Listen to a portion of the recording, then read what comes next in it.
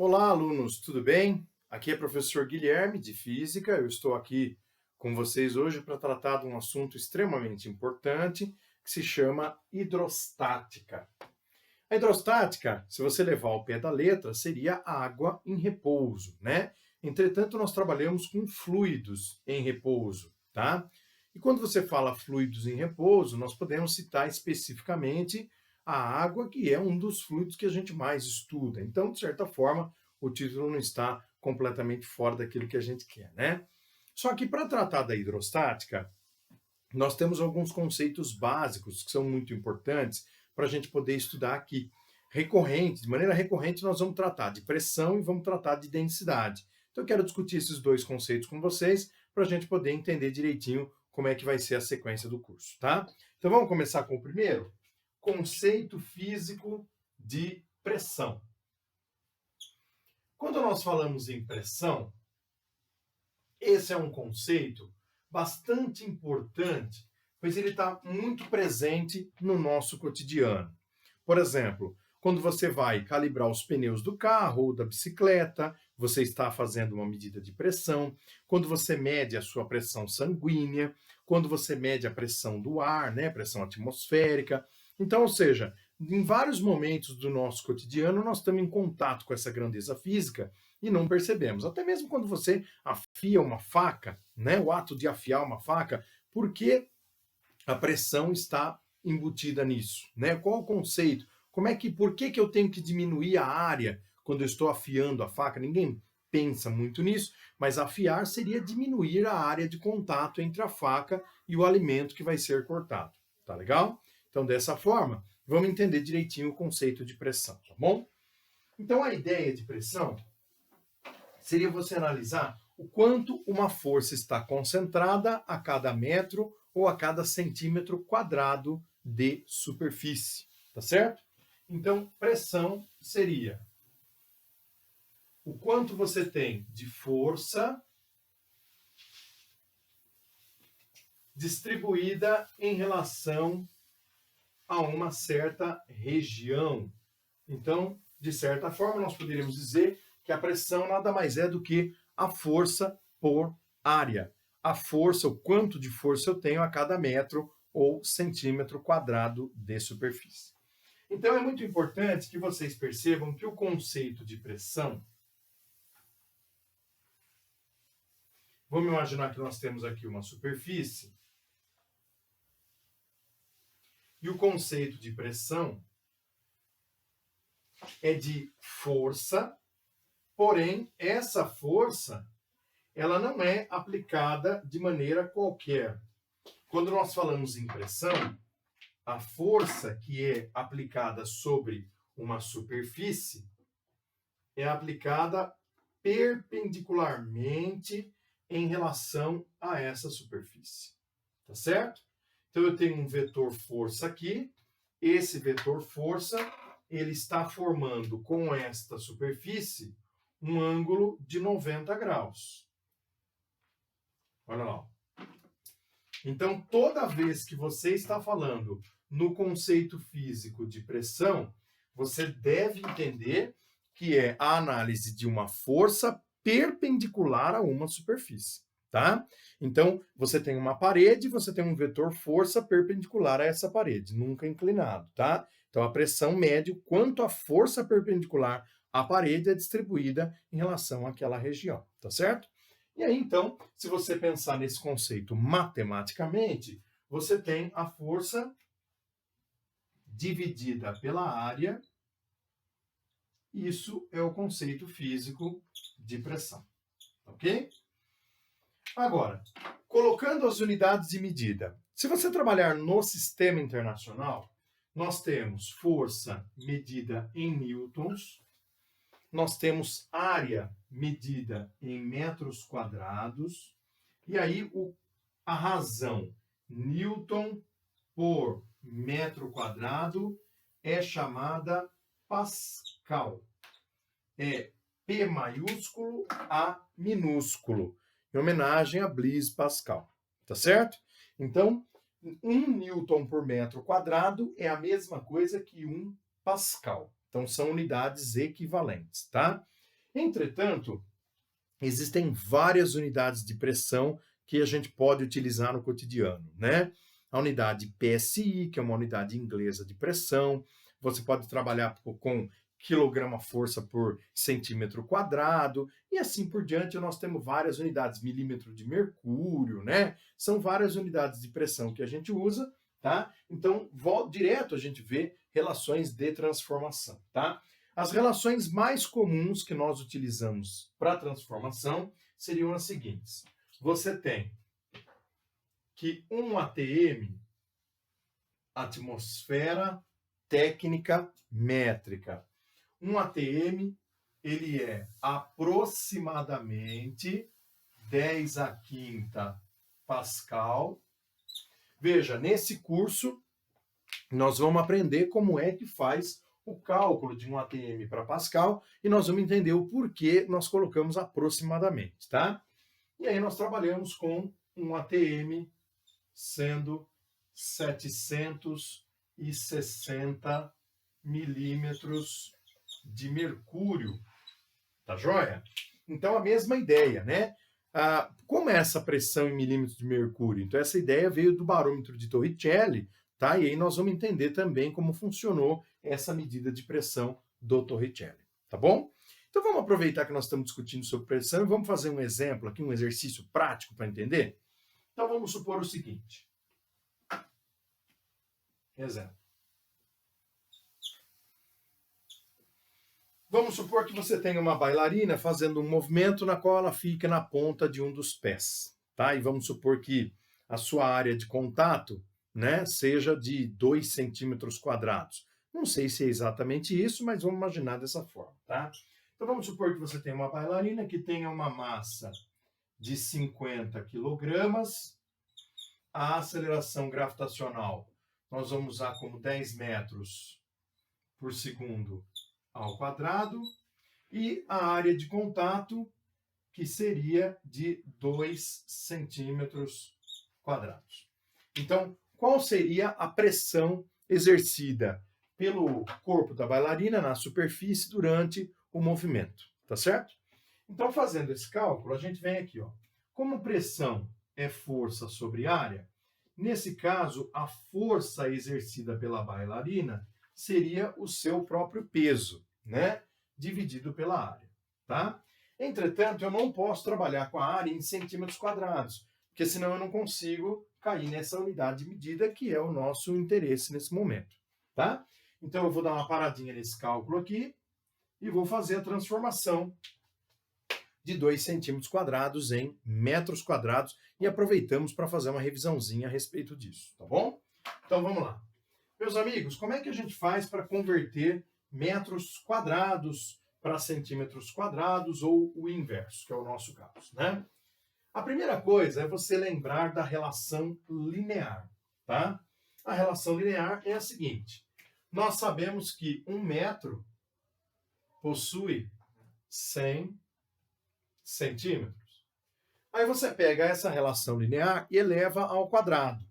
Então, se eu elevar ao quadrado os dois lados, eu enxergo que 1 metro quadrado equivale a 100 ao quadrado centímetros quadrados.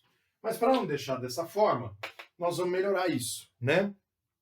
O 100, ele já é 10 ao quadrado. Se você elevar ao quadrado, fica 10 à quarta. Então, a relação que nós vamos usar aqui é de que 1 metro quadrado equivale a 10 à quarta centímetros quadrados. Então, tendo agora a relação de transformação, vamos pegar a nossa área, que é de 2 centímetros quadrados, e vamos fazer o cálculo de quanto isso vai dar em metros quadrados. Então, multiplicando aqui dos dois lados, eu tenho 10 à quarta vezes A, que é igual a 2. Então, A é igual a 2, dividido por 10 à quarta. E aí, o 10 à quarta sobe negativo. Então, a minha área é 2 vezes 10 a menos 4. E a unidade é a unidade que ficou sozinha. Então, o centímetro quadrado ele desaparece. E a unidade sozinha é o metro quadrado, que é, então, a nossa resposta aqui, ó.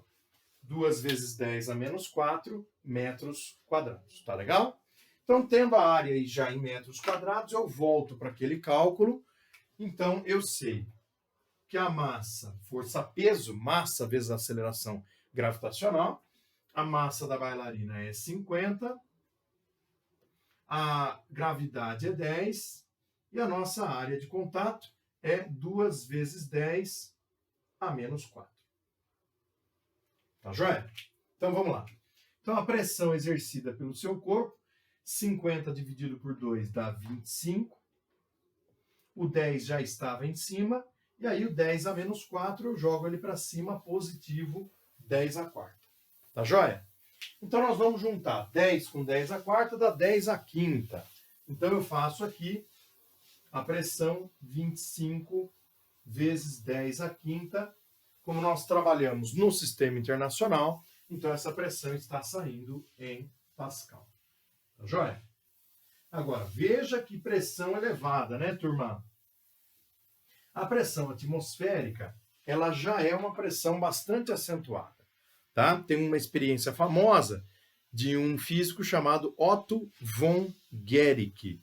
E o Otto von Guericke, ele pegou duas esferas metálicas e fez um vácuo entre elas. Então, o que as prendia, elas eram soltas, não tinha nada que prendia elas.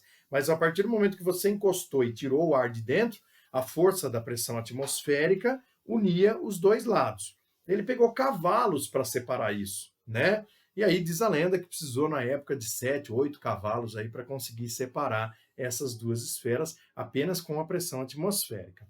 Veja, a pressão atmosférica é 1 vezes 10 a quinta. O corpo da bailarina, naquele momento, está suportando uma pressão 25 vezes maior do que a pressão atmosférica. Interessante, né? Então, é assim que funciona. Legal? Então tá, esse é o nosso primeiro conceito, conceito de pressão, e agora nós vamos falar um pouquinho sobre densidade, segundo conceito para o curso de hidrostática.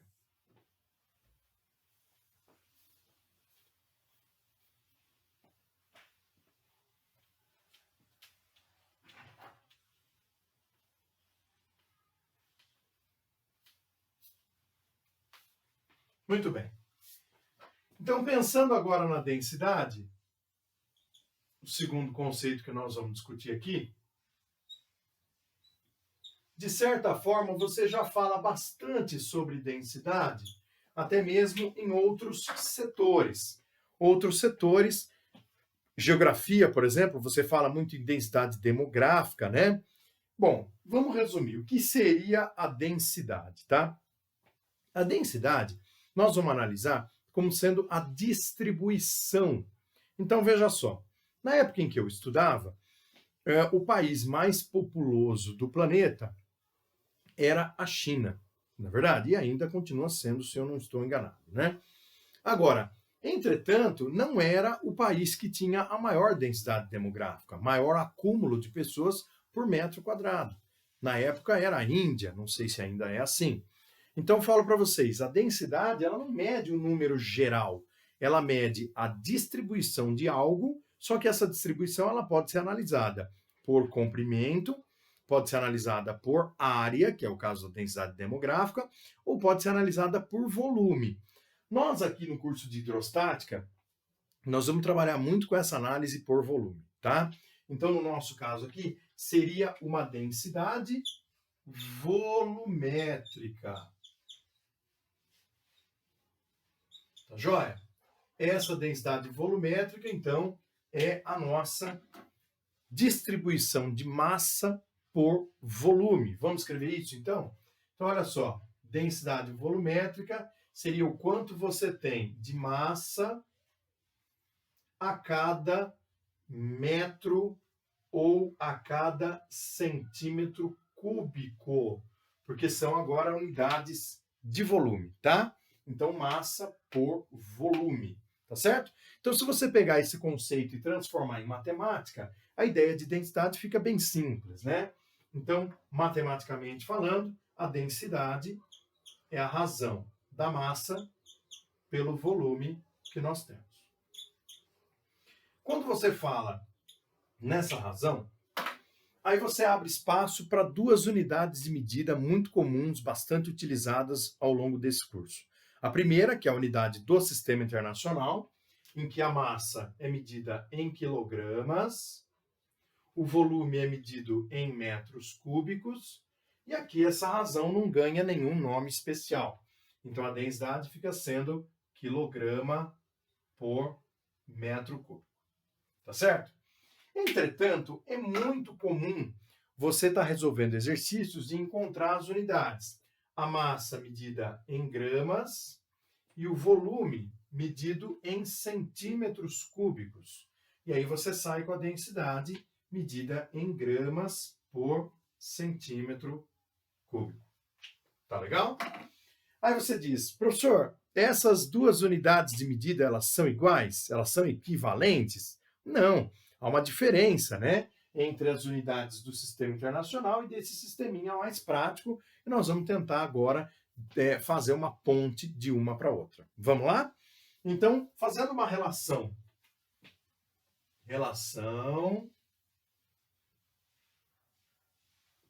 entre o quilograma por metro cúbico e o grama por centímetro cúbico.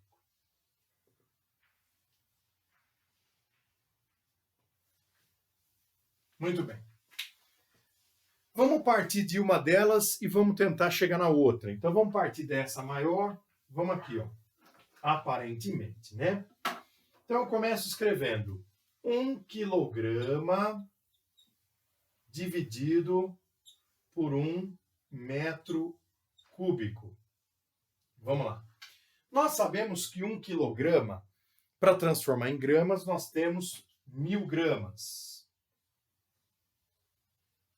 Agora, eu vou transformar em metro cúbico em centímetros cúbicos. E nós já demos a pista de como faz isso lá atrás, quando nós estudamos a transformação de área, né? Então aqui, eu vou fazer esse cálculo aqui embaixo. Se você pegar a relação linear, eu tenho 1 metro. Ao invés de escrever 100 centímetros, eu vou escrever 10 ao quadrado centímetros. Eu vou pegar os dois lados e vou elevar ao cubo. Então eu tenho 1 metro cúbico, sendo equivalente 10 ao quadrado elevado ao cubo, dá 10 a sexta centímetros cúbicos. Beleza? Muito bem. 10 a sexta são 6 zeros, né? Então eu tenho aqui embaixo, olha lá, ó, 3, 6 centímetros cúbicos. Muito bem. Então, vamos simplificar a nossa equação? Bom, esse 1 dividido por 1 dá 1. Então, ao invés de colocar o número 1 em cima e o número 1 embaixo, eu vou pôr apenas um número 1, tá? Então, aqui eu fico com 1 quilograma por metro cúbico. Do outro lado, vamos simplificar. Eu tenho 3 zeros aqui e 3 aqui embaixo. Então, sobrou o número 1000. Então, eu fico com 1 dividido por 1000 de grama por centímetro cúbico. Mas fica meio estranho isso, né? Para o estudante, ele não consegue reconhecer muito bem. Vamos explicar e vamos deixar num formato melhor. Aqui não é 1, então significa que 1 quilograma por metro cúbico, para eu chegar em grama por centímetro cúbico, eu pego esse número 1 e divido ele por 1000. Não é isso? Então, para sair da unidade quilograma por metro cúbico e chegar na unidade grama por centímetro cúbico, você pega o valor referente à primeira unidade e divide ele por 1000, você chega na segunda unidade. Ou, se você preferir, pode pegar esse 1000 e passar ele multiplicando. E aí, então, nós enxergamos que 1000 quilogramas por metro cúbico equivale a 1 grama por centímetro cúbico. Então, veja o que nós falamos agora há pouco, né? Para eu sair da unidade quilograma por metro cúbico e chegar na unidade grama por centímetro cúbico, basta eu pegar o número e dividir por 1.000 que eu chego na outra unidade, tá? Então, 1.000 quilogramas por metro cúbico é a mesma coisa que 1 grama por centímetro cúbico. E assim vai embora, tá? Então, essa é uma relação de transformação importante. Às vezes, as provas fornecem isso para vocês, mas não dá para a gente confiar 100%, então por isso que é importante desenvolver isso, tá bom? Eu vou fazer uma observação porque existe uma grandeza muito parecida com a densidade, que a gente usa muito no nosso curso, e que se chama massa específica. Vamos falar um pouquinho sobre ela? Vamos lá. Então, ainda dentro do conceito de densidade, pessoal,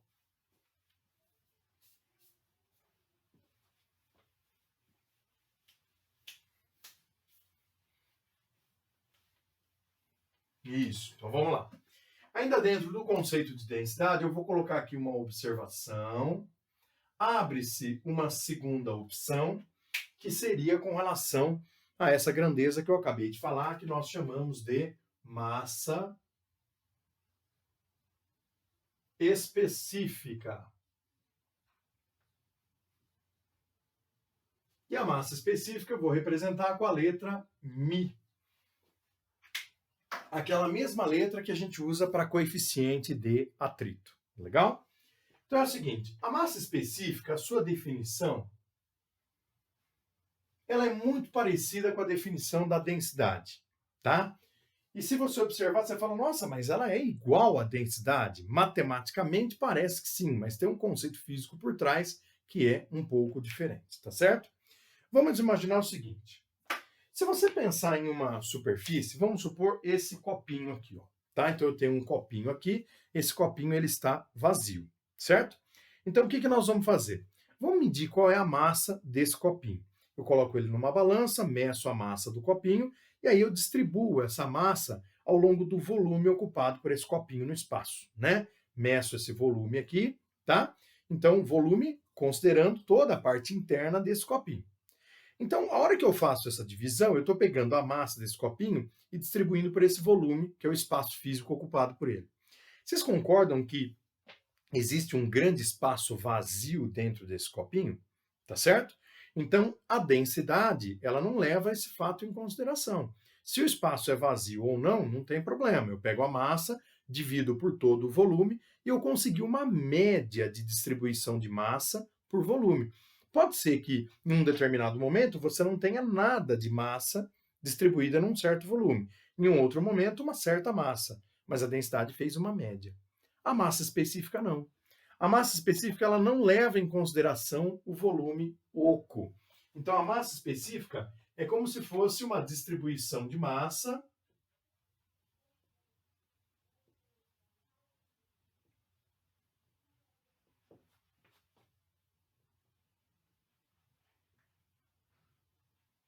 tá certo?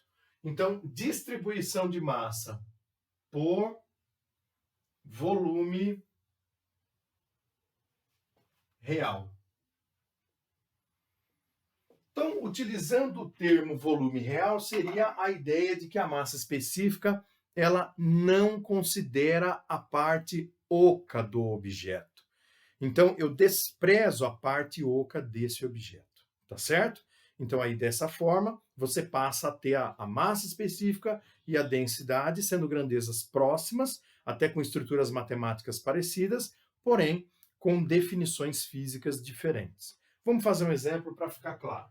Antes dele, se você quiser calcular a massa específica, o seu formato matemático é igual ao da densidade, sendo também massa dividida por volume e as unidades de medida sendo as mesmas que nós já discutimos anteriormente para a densidade, tá? A única diferença é que aqui eu vou medir a massa e aqui nós vamos trabalhar com o volume real, desprezando o volume da parte oca. Tá legal? Então vamos fazer um exemplo. Vamos supor que você tem um cubo e que esse cubo tenha sido construído da seguinte maneira. Nós temos aqui as paredes desse cubo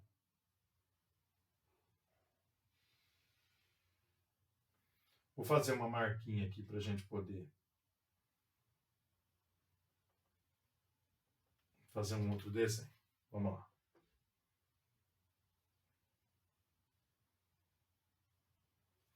Então, vamos supor o nosso cubo dessa forma. Vou fazer uma marquinha aqui também.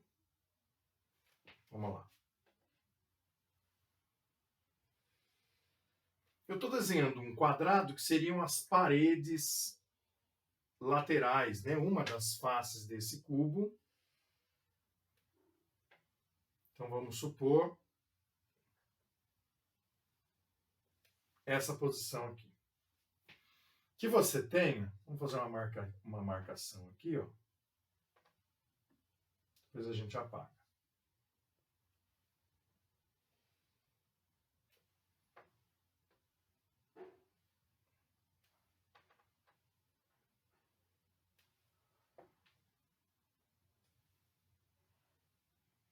Muito bem.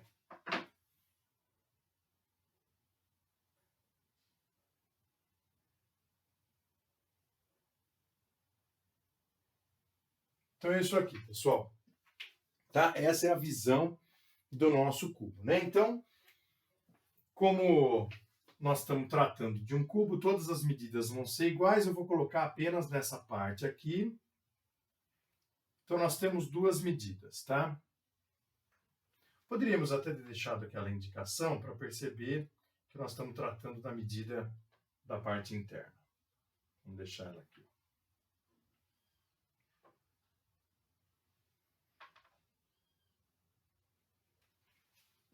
Então, esse cubo ele possui um espaço vazio, tá certo? Então, você tem uma parede externa de 2 centímetros, uma região vazia aqui e internamente uma outra parede de 1 centímetro. Tá certo? Vamos imaginar como se fossem dois cubos, né? Um dentro do outro e existe um espaço vazio entre eles, tá? Uma ideia mais ou menos dessa forma, só para a gente poder entender a diferença entre os conceitos de densidade e massa específica, tá?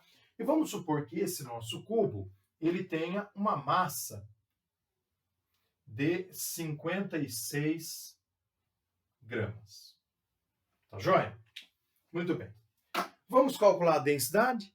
Como eu falei agora há pouco, a densidade não se importa se o volume é oco ou se é volume real de material, né? Então, o que eu vou fazer? O cálculo de densidade, eu vou pegar a massa desse cubo e vou dividir pelo volume total. Então, a massa desse cubo, 56 gramas, e o nosso volume total vai ser 2 elevado ao cubo. Tá certo? Então eu não estou desprezando a parte oca. Eu sei que existe uma parte oca lá dentro, mas eu estou pegando 2, que seria a aresta do cubo aqui, estou multiplicando, né, pelas faces para poder descobrir o volume total, incluindo parte oca e parte real, tá? Então, o que iria acontecer? Vamos lá. Vamos supor que essa massa, 56, dividido por 8, me dê aí uma densidade desse cubo de 7 gramas por centímetro cúbico. Tá legal? Muito bem. Mas esse cubo é vazado, né? Então ele tem um vazio lá no meio dele, tá? Então vamos supor que essa parte que eu estou pintando, ela seja preenchida de material.